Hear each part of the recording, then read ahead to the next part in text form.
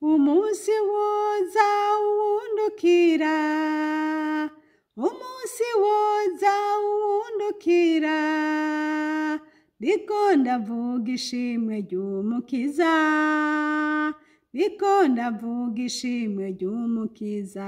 Umunsi woza, umunsi woza uwundukira, umunsi woza uwundukira, ndiko ndavuga ishimwe ry'umukiza, ndiko ndavuga ishimwe ry'umukiza. Imana ishimwe bene data. Muri kumwe na Françoise Habonayo. Ndashimiye data wa twese akomeye kubw'ubu buntu dusuye kugirirwa kugira ngo dusuye kuganira ku majambo y'Imana. Imana nishimwe. Numva mu mutima wanje ishimwe rinini gose. Umunsi woza uwundukira, ndiko ndavuga ishimwe ry'umukiza kandi ntivyohera bene data. Uyu munsi hano ndi mu ngoro y'Imana, niyumviriye iminsi haciye turi muri iyi ngoro, ibyiza Imana isumba byose yadukoresheje hano hantu. Numvise gushima Imana, nariko ndazunguruka ndaba, maze nca mbona rero hariho akantu kanezereye niko nagomba ndabereke. Kantu murabona mwese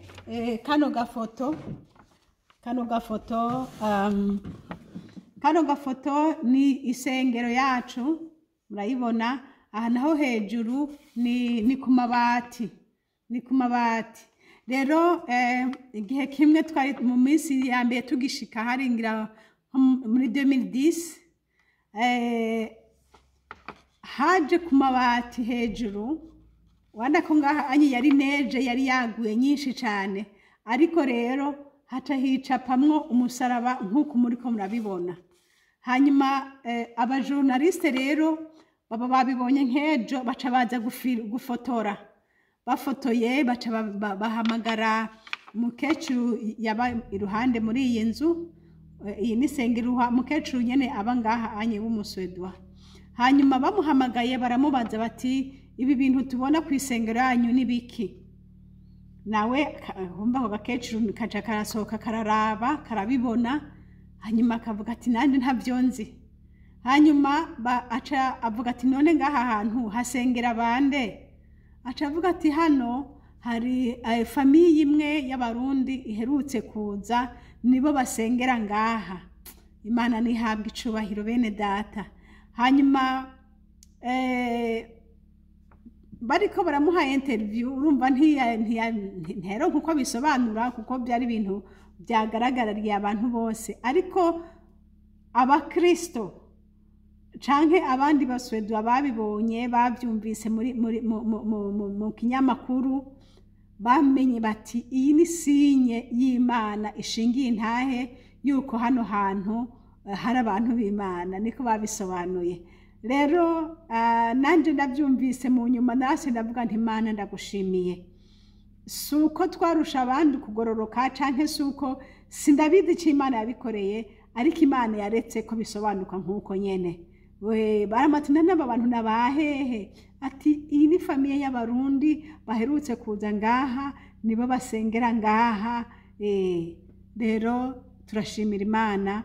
Imana ivyo ikora ni vyiza. Nta wundi muntu yari kuza gucapaho umusaraba.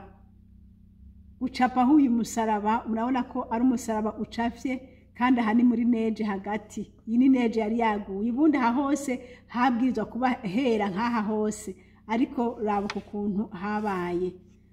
Twarabibonye natwe dushimira Imana. Izina ry'Umwami Yesu nirishimwe.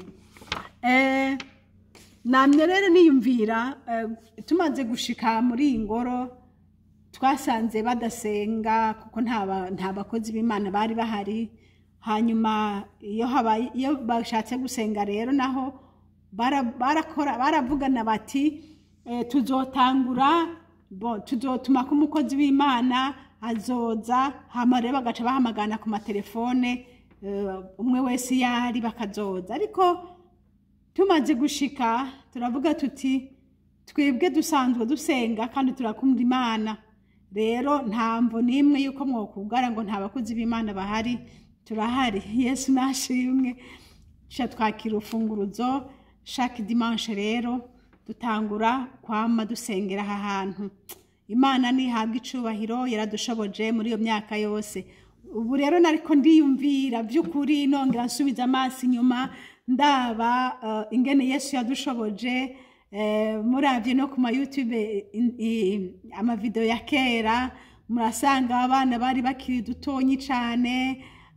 urumva muri bajya abana kuje nyene mubabona harimo utoza imperezwa naje nkavuga ijambo ry'Imana canke umutwara akavuga ijambo ry'Imana kubera kandi tutari bwa maîtrise ururimi nkavuga mu Giswahili abana bo biraborohera gutraduiza abana bacu bagaca babivuga mu Giswedwa kuko bo bakimenye vuba turakengurukira Imana ingene yadushoboje buke buke tukigisha abana bagatraduiza hageze gutanga imperezwa gutoza imperezwa umwe muri bagatoza imperezwa uyundi agasenga gutyo haraciye imyaka iraheze irenga 10 data wa twese yadushoboje gukora ibintu bimeze gutyo ndashimira Imana yo mwijuru yagiye duha amajambo y'Imana kuvuga ku munsi chaque dimanche hari gihe tukiri muri Tanzania abantu tubona abantu bashavura ngo none ngo babimye madabahu no kuvuga ngo babimye umwanya wo kuvuga ubutumwa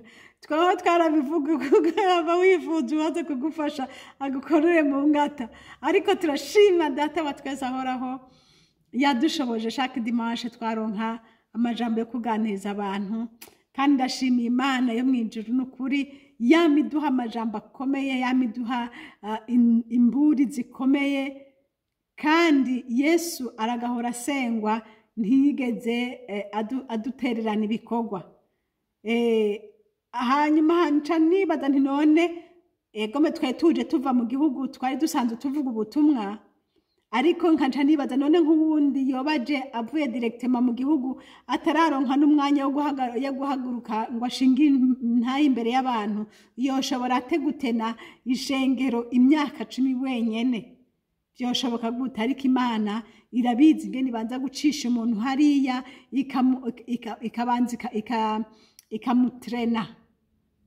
ikamutrena kwigisha nawe mwene data uri kurankurikira sinzi aho Yesu ariko aragutrena ushobora kuba uri kuragirira imyimenyerezo muri chorale ahuri ushobora kuba uri kuragirira imyimenyerezo muri ico gikorwa ca evangelisation urimwo kubera yuko Imana igifise ku mugambi Yesu nashimwe twese nta wavutse ata mugambi w'Imana uri kuri we Satani niwe mubi afata abantu akabacuvya akabajana mu zindi nzira ariko intego y'Imana igihe wavuka igihe waza Imana yari yateguye kera plan y'ibyawe byose Imana ishimwe mu ijambo ry'Imana turabona ngo Imana yadutoye tukiri mu nda z'abavyeyi bacu si kubw'ibikorwa byiza twakoze ngo Imana yadutoranye kubw'ibikorwa byiza twakoze oya ariko turiko turaca mu nzira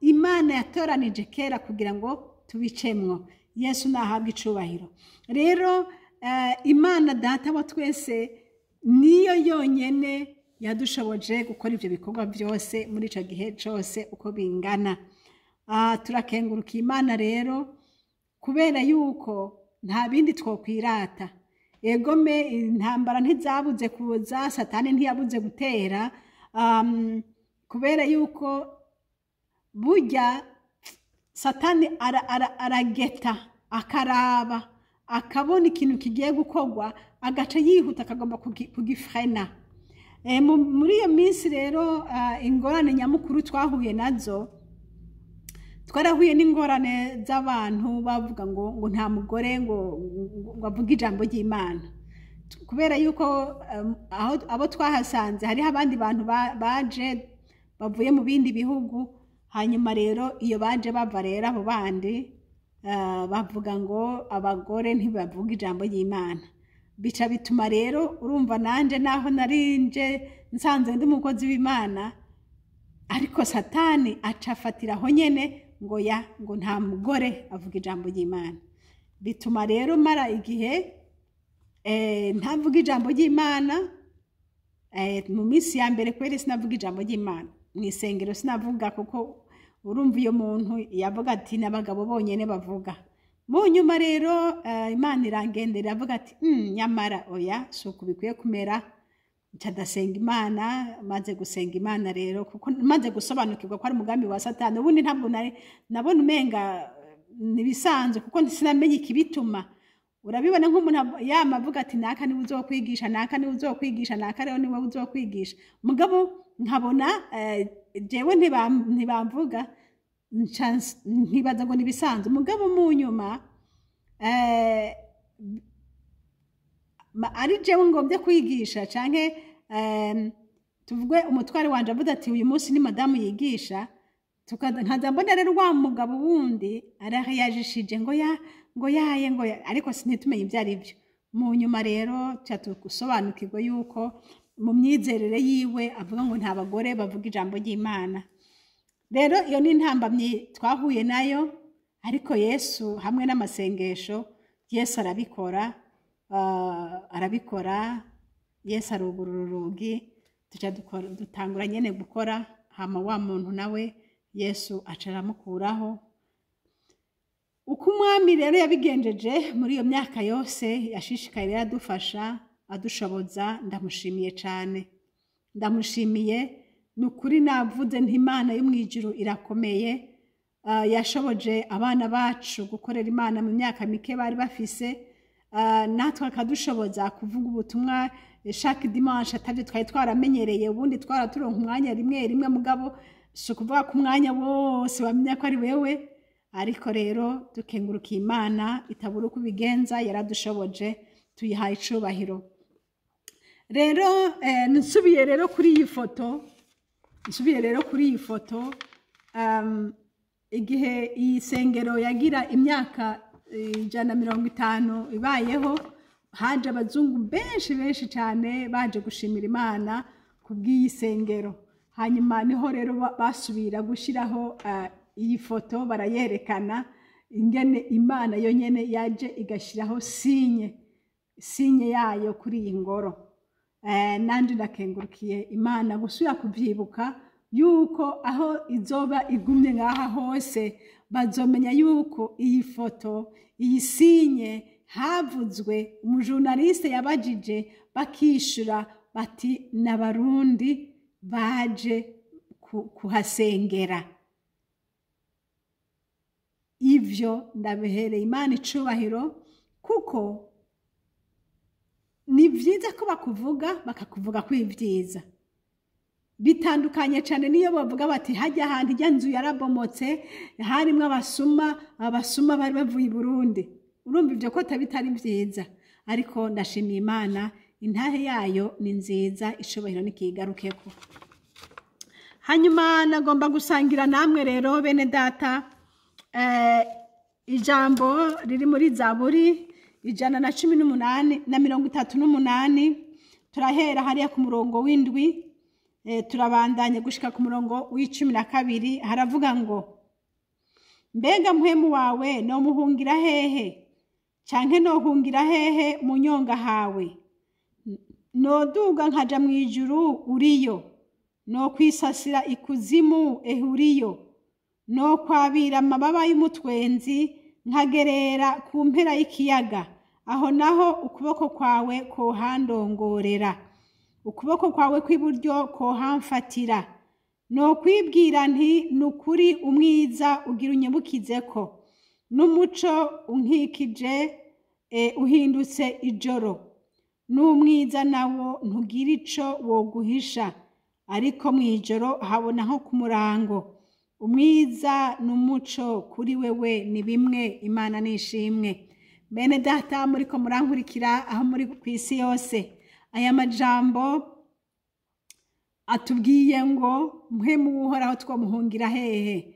Mwene data, wewe ntuzi aho Yesu buca agushira, ntuzi ivyo umwami Imana yaguteguriye. Bishoboka ko ushobora kugenda mu gihugu atajambo ry'Imana ribayo, ushaka kugenda mu gihugu cumye, ushaka kugenda mu gihugu wisanga ubaye pasiteri utari warabiteguye, ushobora gusanga ubaye ahantu ari wewe ufata decision y'ikintu, ari wewe upanga ibintu atabyo wari waramenye. Ariko reka nkubwire, aho wobona kumenga ntibishoboka, data wo mwijuru azogushoboza. Kandi nta hantu na hamwe ufise wo kwihisha Imana ngo ntigusange. Ushobora kuvuga uti oya ko rero jewe aha hantu ntabyo namenyereye, reka ninyegeze, reka ndeke, ndarushe, reka njyame, reka ngire gute. Ndakubwire mwene data nkunda, muri byose umenya ko ijisho ry'Imana rirakuraba. Aho wowe uri hose Imana igusangayo. Ijambo ry'Imana ryavuze ngo no kwabira amababa y'umutwenzi nkagerera ku mpera y'ikiyaga, ngo aho naho ukuboko kwawe kohandongorera, ukuboko kwawe kw'iburyo kohamfatira. Nta na hamwe dufise two kwinyegeza umwami. Kandi ngo n'umwiza ushaka kugenda ahantu uti hariya naho ntawombona, ndahantu ntawuzi ivyanje, nogoma nkikorera ibyo nishakira. Oya nshuti, ngo no mu mwijima naho nguhora hahabona nko ku murango. Imana nishimwe. Ngo umwiza n'umuco kuri we ni bimwe. Imana idufashe, Imana itugirire neza. Ndagomba mvuga ikindi kintu bene data, iyo Yesu yamaze kugufata nukuri uba warafaditse, nta handi ho kuja, ahubwo ucukora ikintu ukavuga uti mwami Yesu ndishikanye, uko ndi kose uti mwami Yesu nyakira, nta bindi, ugasaba Imana ikaguha inkomezi, ariko ntaho guhunga. Ndibuka umunsi umwe, nayo ni ntahe gatonya, uyo munsi twari twavuze ngo none ngo iminsi yose nitwebwe twama twigisha, ngo reka ngo nabo nyene barigisha, ngo none bo ntibabizi, ngo umunsi tutahabaye bizogenda gute. Yesu we, twakoze icyaha imbere y'Imana. Hama ni nkuko novuga ntitwarivumbuye. Hama rero uwo munsi hari dimanche, tuca twifatira urubanza tugenda, hariho umuntu twari tugiye kwibarutsa. Ariko ntitwari kubigenza gutyo, twari gufuma tugenda duhejeje kirute. Ariko uwo munsi tuvuga tuti nabo tutahari nabo nibafate horeve. Imana tufashe. Uyo munsi data wa twese nukuri novuga nti yaratweretse neza yuko twakoze amakosa. Ariko jewe tugiye numva umutima urasimba, ntiyamara ngiye turakoze amakosa, ntimana bwe tubabarire. Ariko nyene numva umenga turakoze amakosa, mugabo sinababarira ati reka tureke turagenda dusohotse. Ariko tuca turagenda uwo munsi mu gatondo, tuca tujana n'abana, hari famiye yari twajanye nayo nyene, na jewe n'umutware n'abana. Mana yo mwijuru, turagenda dushitse imbere, imodoka ikirakubita, iradukubita twese dusanzaza. Mana y'ububasha, ukuboko kw'Imana niko kwakinze gusa, kubera yuko Imana itari ifise umugambi wo kutuvunagura n'iki, ariko yagomba kutwereka yuko ico kintu twakoze atari ciza. Imana rero yaradutabaye, imodoka yaratembagaye kweri. Hama baca baraza kudukura aho hantu, baragenda baradutwara kwa muganga, basanga nta na kimwe twabaye, kandi by'ukuri nta na kimwe twabaye. Ariko Imana yaratweretse yuko ibyo bintu twe twakoze yari amakosa. Rero ndashima Imana yagende twigisha. Hari byinshi budasobanukirwa, hari byinshi babona umenga ico gikorwa ukamenga wewe ntugihe valeur, ariko Imana yoyo igiha valeur cyane. Imana ishimwe. Imana yoyo igikorwa cayo iragiha valeur. Mwene data uri kurankurikira, ndakwinginga mu izina rya Yesu Kristo, ntuzudehe mu gikorwa c'Imana. Igikorwa c'Imana ico ari cyo cyose ufise, ugishiyemo ingufu zose n'umwete wose, kandi bumve yuko nyene igikorwa ari data. Kandi nimba uvuga Yesu, menye ko Yesu ahagarikira igikorwa cayo. Imana nihabwa icubahiro. Turavye hariya mu gitabo ca Yesaya 49 ku murongo wa 5 haravuga ngo mais maintenant le Seigneur déclare qu'il m'a formé quand j'étais encore au ventre de ma mère. pour que je sois son serviteur. Il veut que je ramène à lui les descendants de Jacob, que je rassemble près de lui le peuple d'Israël. Le Seigneur reconnaît la valeur de mon service. Imana ishimwe. Ngo Imana irazi agaciro k'igikorwa nkora. Yesu nawe yagutoranije ukiri kure. Ibyo uri kurakora ukorera Imana, Imana iraha agaciro igikorwa cayo. Mwene data nagomba ndagutera intege aho uri, aho Yesu yagushize, sinzi igihugu urimwo, sinzi igihugu bambe service urimwo, ariko aho nyene uri uhabanemwo n'ukuboko kw'Imana. Yesu ari kumwe nawe kandi Yesu ashigikiye igikorwa ciwe. Le Seigneur reconnaît la valeur de son service. Haleluya. Imana irazi agaciro k'igikorwa cayo.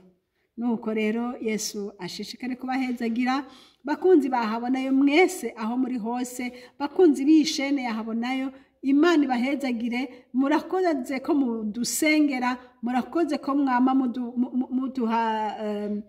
mudutelefona mukatubwira amajambo yabanezereye. Ndasubiye gushimira Imana kuri bene data muherutse ku telefona mumbwira yuko ca kiganiro mperuka kubaha kimwe kivuga ngo mbega icaha kiri mu kuvuga umuntu ni icahe. Mwaravuze ko cabanezereye, nanje narahaye icubahira Imana. Amajambo yose Yesu azogenda ampishurira kuvugana namwe, bene data muhore muyasangiza n'abandi, kuko ari byiza ko n'abandi bakira bakabohoka.